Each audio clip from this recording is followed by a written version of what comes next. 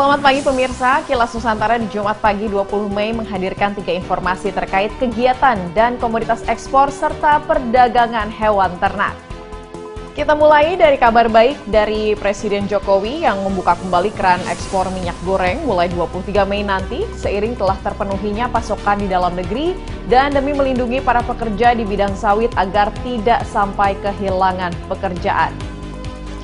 Sementara Kementerian Koperasi dan Usaha Kecil Menengah menggelar diskusi bersama anggota koperasi rantai pasok pasar ekspor agar penghasilan dari ekspor semakin tinggi. Namun khusus untuk perdagangan hewan ternak, pemerintah Provinsi Sumatera Utara untuk sementara meminta para pedagang atau peternak agar tidak melakukan aktivitas jual beli dari luar provinsi guna mengantisipasi peningkatan penyebaran penyakit mulut dan kuku. Mari kita saksikan ketiga beritanya berikut ini.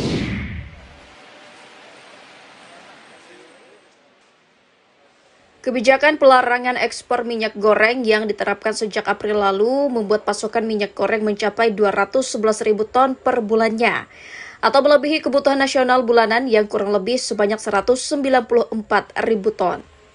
Pelarangan ekspor itu juga membuat harga rata-rata minyak goreng secara nasional menurun. Dari yang sebelumnya berkisar Rp19.800 menjadi Rp17.200 hingga Rp17.600.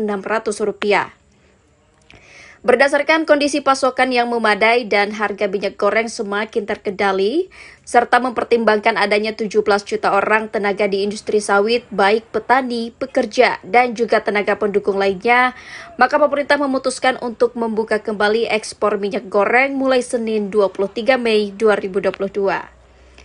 Hal tersebut disampaikan langsung oleh Presiden Joko Widodo dalam konferensi pers daring Kamis 19 Mei dari Istana Merdeka Jakarta. Meskipun ekspor dibuka, pemerintah akan tetap mengawasi dan memantau dengan ketat untuk memastikan pasokan tetap terpenuhi dengan harga terjangkau.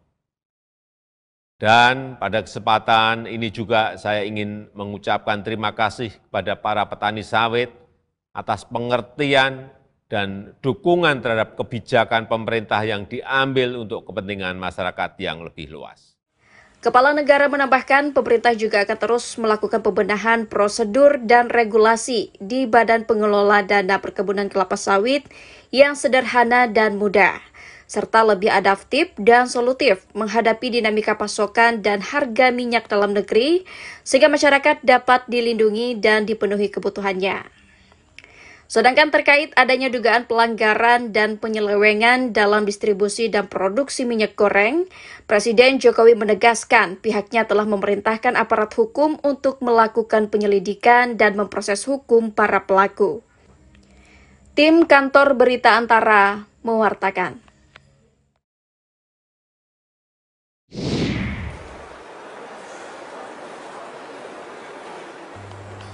Kabupaten Bantul, Daerah Istimewa Yogyakarta telah ditetapkan sebagai Kabupaten Kreatif Kria oleh Badan Ekonomi Kreatif atau Bekraf. Hal ini menjadi modal bagi Bantul mengembangkan ekonomi kreatif di bidang kria.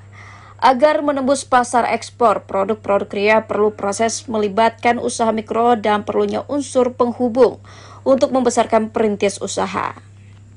Penghubung ini bisa dilakukan oleh koperasi yang berperan untuk memberikan akses pasar. Hal ini disampaikan Menteri Koperasi dan UKM, Teten Masduki, saat diskusi bersama dengan anggota koperasi rantai pasok pasar ekspor di Bantul, Kamis 19 Mei. Menteri Teten berharap ke depan Bantul muncul model koperasi penyuplai bahan-bahan baku produksi kria yang bermain di pasaran ekspor. Di mana kita sekarang sedang di era digital ekonomi dan kita sedang masuk dalam era Web3, blockchain, closed loop ekonomi itu sebenarnya cocok dengan koperasi. Nah, ini ada opportunity sekarang kami untuk mengenalkan koperasi dalam era blockchain ekonomi. Sementara itu, dengan digelarnya diskusi, para pelaku usaha di bidang kria berharap adanya regulasi bagaimana bahan-bahan baku kria bisa sampai ke Yogyakarta dengan mudah dan harga murah. Ada satu skema khusus dari kementerian untuk bagaimana supporting bahan-bahan baku itu bisa sampai ke Yogyakarta dengan harga yang cukup murah. Nah ini yang kita harapkan, karena apa tadi, Jogja punya potensi kreativitas tapi kan lemah di bahan baku. Itu yang kita inginkan dari acara hari ini. Selama ini Bantul kaya akan potensi kreativitas, namun lemah di bahan baku. Untuk itu dengan ekosistem yang kuat baik dari segi bahan baku, akses pembiayaan, serta didukung teknologi, produk kria dari Bantul diyakini mampu bersaing positif di pasar ekspor. Dari Bantul, Daerah Istimewa Yogyakarta, Imam Prasetyo, Kantor Berita Antara, mewartakan.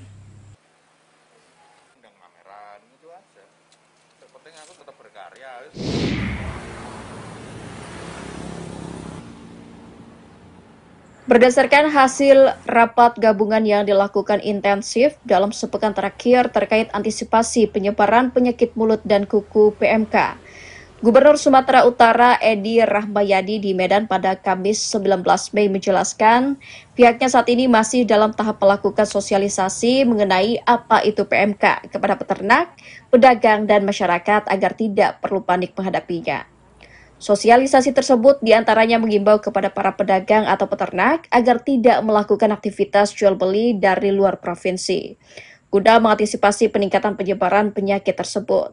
Selain sosialisasi, pihaknya juga mengambil langkah isolasi terhadap sejumlah pusat ternak seperti sapi yang banyak di daerah Langkat dan Deli Serdang.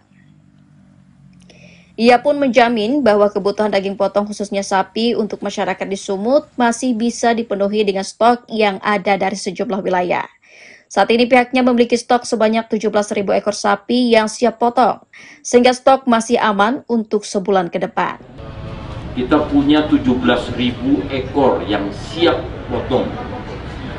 Itu kita tak dalam kondisi ini kita sampaikan para pedagang untuk tidak melakukan perdagangan keluar dan masuk ternak tersebut. Ini yang artinya isolasi. Ia menegaskan peternak dan masyarakat tidak perlu khawatir karena PMK bisa disembuhkan dan tidak menular kepada manusia. Namun, ia mengimbau agar para peternak melakukan koordinasi dengan petugas dari dinas terkait di wilayahnya. Jika menemukan ciri-ciri PMK pada hewan ternak yang dimiliki seperti lendir mulut yang berlebihan, serta ada kelainan di bagian mulut dan kuku kaki hewan ternak. Dari Medan, Sumatera Utara, Doni Aditra, Kantor Berita Antara, mewartakan.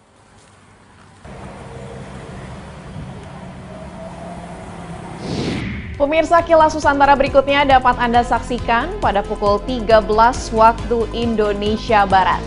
Namun bila Anda tertinggal, Anda juga dapat menyaksikannya melalui portal antaranews.com, kanal YouTube Antara TV Indonesia, serta yang terdapat pada saluran UCTV kami. Sampai jumpa.